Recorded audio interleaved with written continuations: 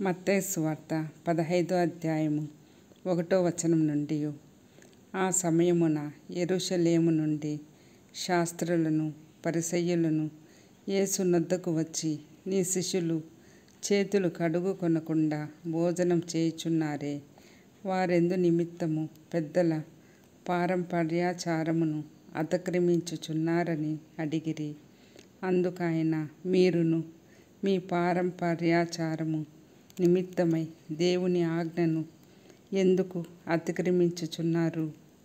తల్లిదండ్రులను ఘనపరచుమనియు తండ్రినైనను తల్లినైనను దూషించువాడు తప్పక మరణము పొందవలెననియు దేవుడు సెలవిచ్చెను. మీరైతే ఒకడు తన తండ్రినైనను తల్లినైనను చూచి, నా వలన నీకేది ప్రయోజనమగునో అది దేవార్పితమని చెప్పిన ఎడల, అతడు తన తండ్రినైనను తల్లినైనను ఘనపరచనక్కరలేదని చెప్పుచున్నారు. మీరు మీ పారంపర్యాచారము నిమిత్తమై దేవుని వాక్యమును నిరర్థకము చేయుచున్నారు. వేషధారులారా, ఈ ప్రజలు తమ పెదవులతో నన్ను ఘనపరచుదురు గాని వారి హృదయము నాకు దూరముగా ఉన్నది.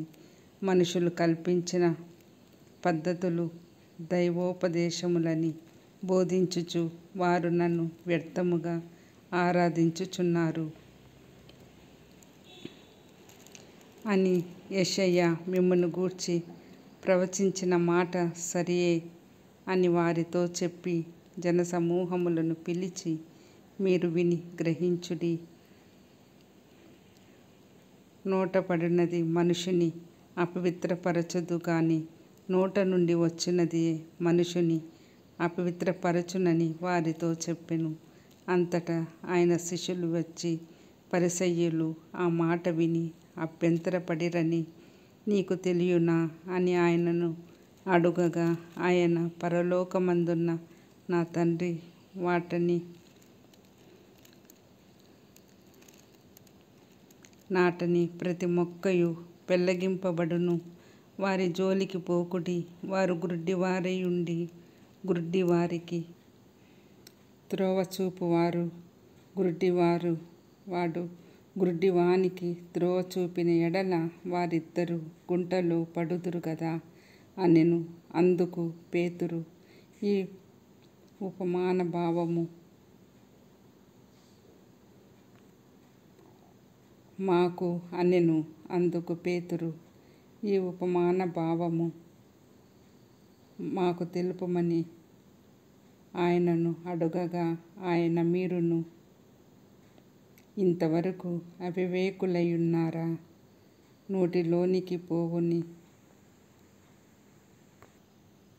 నోటిలోనికి పోవనదంతయు కడుపులో పడి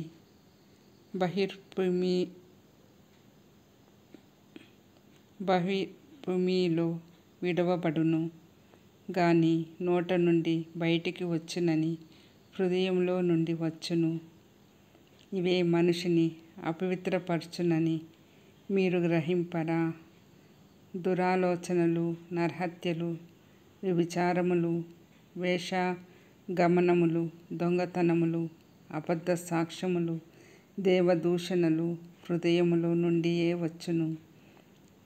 ఇవే మనుషుని అపవిత్రపరచును గాని చేతులు కడుగుకొనక భోజనము చేయుట మనుషుని అపవిత్రపరచదని చెప్పెను. యేసు అక్కడ నుండి బయలుదేరి తూరు సీదోనుల ప్రాంతములకు వెళ్ళగా, ఇదిగో, ఆ ప్రాంతముల నుండి కనాను స్త్రీ యొకతే వచ్చి, ప్రభువా, దావీదు కుమారుడా, నన్ను కరుణింపుము, నా కుమార్తె దయ్యము పట్టి బహు బాధపడుచున్నదని కేకలు వేసెను. అందుకాయన ఆమెతో ఒక్క మాటైనను చెప్పలేదు. అప్పుడాయన శిష్యులు వచ్చి, ఈమె మన వెంబడి వచ్చి కేకలు వేయుచున్నది గనుక ఈమెను పంపివేయుమని ఆయనను వేడుకొనగా, ఆయన, ఇశ్రాయేలు ఇంటివారి నశించిన గొర్రెల యొద్దకే గాని మరి ఎవరి యొద్దకును నేను పంపబడలేదనెను. అయినను ఆమె వచ్చి ఆయనకు మ్రొక్కి, ప్రభువా, నాకు సహాయము చేయుమని అడిగెను. అందుకాయన పిల్లల రొట్టె తీసుకొని కుక్క పిల్లలకు వేయుట యుక్తం కాదని చెప్పగా, ఆమె, నిజమే ప్రభువా, కుక్క పిల్లలు కూడా తమ యజమానుల బల్ల మీద నుండి పడు ముక్కలు తినును కదా అని చెప్పెను. అందుకు యేసు, అమ్మా, నీ విశ్వాసము గొప్పది, నీవు కోరినట్లే నీకు అవునుగాక అని ఆమెతో చెప్పెను. ఆ గడియలోనే ఆమె కుమార్తె స్వస్థత నొందెను. యేసు అక్కడ నుండి వెళ్ళి గలిలయ సముద్ర తీరమునకు వచ్చి కొండెక్కి అక్కడ కూర్చుండగా బహుజన సమూహములు ఆయన యొద్దకు కుంటివారు, గుడ్డివారు, మూగవారు, అంగహీనులు మొదలైన అనేకులను తీసుకొని వచ్చి ఆయన పాదముల యొద్ద పడవేసిరి. ఆయన వారిని స్వస్థత పరచెను. మూగవారు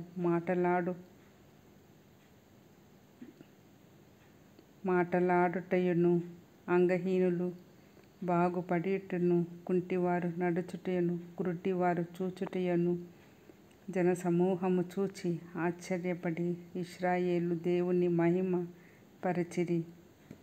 అంతటా యేసు తన శిష్యుల్ని పిలిచి, ఈ జనులు నేటికి 3 దినముల నుండి నా యొద్ద నున్నారు, వారికి తిననేమియూ లేదు గనుక వారి మీద